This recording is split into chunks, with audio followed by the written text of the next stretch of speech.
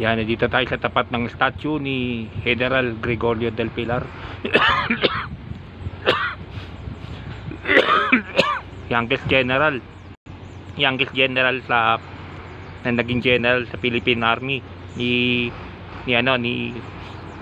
President Aguinaldo. Yan. Sa 20 plus pa lang yata siya, general na siya eh. Sa kanya pinangalan tong PMA. Ito yung Gregorio ba?